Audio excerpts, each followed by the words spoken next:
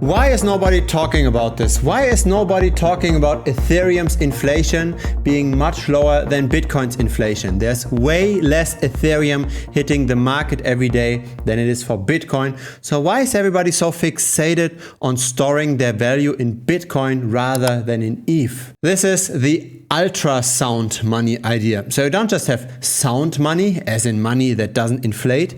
You've got ultrasound money, as in money that decreases in supply over time. This is what happened with Ethereum since the fork. This is what happened with Ethereum roughly 1 year ago when there was the merge, where Ethereum moved from proof of work to proof of stake. So you don't have to mine Ethereum anymore. You don't have to spend all of that computing power. You simply just stake your Ethereum to get some rewards from it. And with that merge came the massive reduction in the additional issuance of ETH tokens. Had Ethereum not moved from proof of work to proof of stake, and had they not reduced the issuance of ETH tokens, the price would be very likely way lower compared to where it is today. By contrast, the Bitcoin inflation is currently at 1.74%. It will get cut in half in a year, so it will be less than 1%. But right now, the Bitcoin inflation is higher. There needs to be at least an additional 1.74% of additional demand relative to the market cap for Bitcoin compared to Ethereum if Bitcoin wants to outperform Ethereum. Now, where could this additional 1.74% of demand come from? Let me make the bear case for Ethereum. Why is nobody watching the inflation that closely? Why are people preferring Bitcoin? For starters, Ethereum has a lot of competition. There are a lot of blockchains that are smart contract compatible and they are cheaper than Ethereum. They take less gas fees. Currently, only half of the entire DeFi ecosystem in terms of total value locked is in Ethereum. It's still the major player, but it's only half. Now, unfortunately, the market share of Ethereum is also declining over time. Quite consistently, there was a bit of a bump over here where the market share went from 53% to 60%, but that was simply because Terra Luna completely collapsed. This was the anchor protocol, this was UST, Terra Luna, the billion-dollar fraud by Do Kwon. That's what increased the market share for all of the blockchains.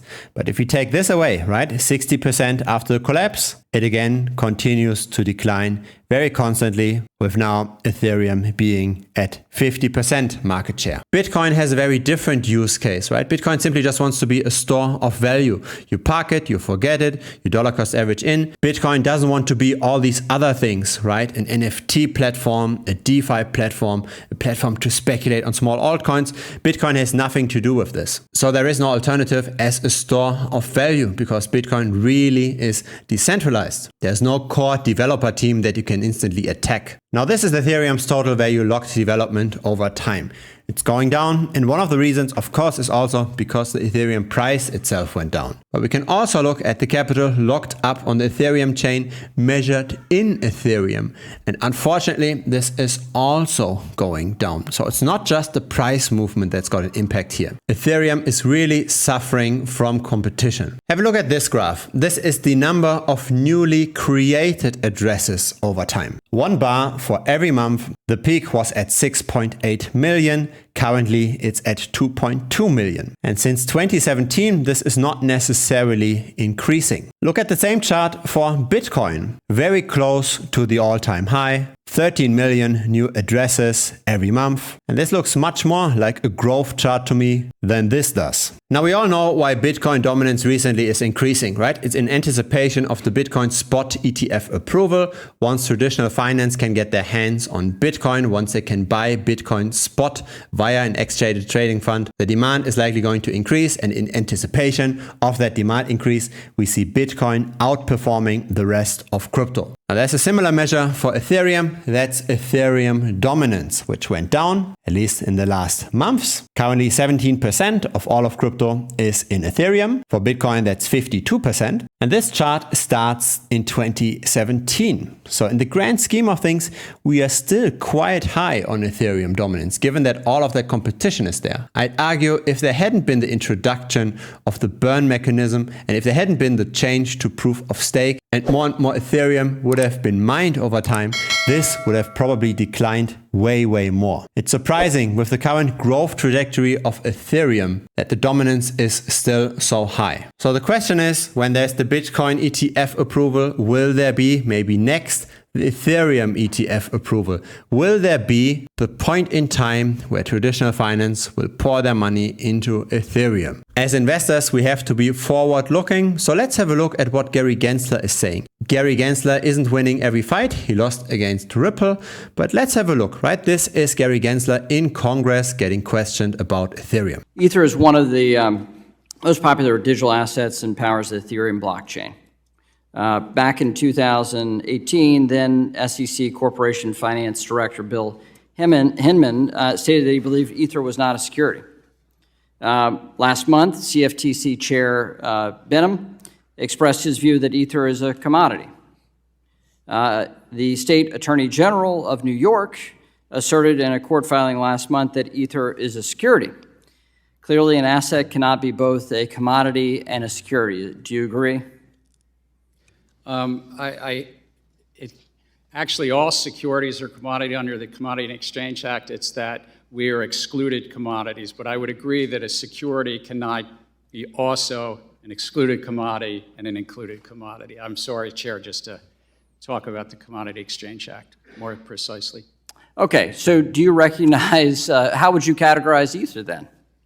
Look, I think that the general sweep of what Congress did, not just in the 30s, but as amended. I'm asking you, sitting in your chair now, to make an assessment under the laws as exist. Is Ether a commodity or a security? Without speaking to any one. I know you've repeatedly said you're not going to speak to one, except you've spoken to one, Bitcoin. So I'm asking you to speak to a second one, the second largest market cap here. And speaking to the tokens, there's 10 to 12,000. If there's a group of entrepreneurs in the asking middle, about one. The public is anticipating a profit based on the... I'm asking you a specific question, Chair Gensler. I said this in private. This should be no shock to you. I'm asking this question. Is Ether a commodity or a security? And again, it depends on the facts and the law, and if there's a group of individuals... I'm asking you about the facts and the law sitting in your seat and the judgment you are making. And so, Mr. Chair, I think you would not want me to prejudge because I'm also... But you have prejudged on this. You've taken 50 enforcement actions. We're finding out as we go, as you file suit, as people get Wells notices on what is a security in your view, in your agency's view. I'm asking you a very simple question about the second largest digital asset. What is your view? And my view is if there's a group of individuals in the middle that the public is anticipating... All right, so let me just ask a second question then. Do you think it serves the market for an object to be viewed by the commodities regulator as a commodity and the securities regulator to be viewed as a security? Do you think that provides safety and soundness for the product? Do you think it provides consumer protection? Do you think it serves the value of innovation? I think no should be a very simple answer for you here. I think that uncertainty is bad, is it not? And I think that Congress has said that there's one agency, the Securities and Exchange Commission, under this committee. And you won't answer my question, and you're the head of that agency. So give me a break. Come on. I'm answering it in the generic because you would not want me to speak about any one set of facts and circumstance. Okay, so, but you've already spoken. Have you said anything about Bitcoin? My predecessors and the agency itself has spoken to them. Okay, but you're not willing to do the same about Ether. Okay, so let me just step back. There's a lack of clarity here in the marketplace. Can you at least agree to that? I think that the clarity is there. The law is clear. All right. There's a group of individuals let me be explicit about this. The market doesn't see it. Your regulatory actions and the CFTC's regulatory actions say that there's a great deal of uncertainty here. It is the intention of this committee to fix that uncertainty and actually provide a sound legal basis for this. It's interesting how long the SEC takes just to approve the Bitcoin spot ETF.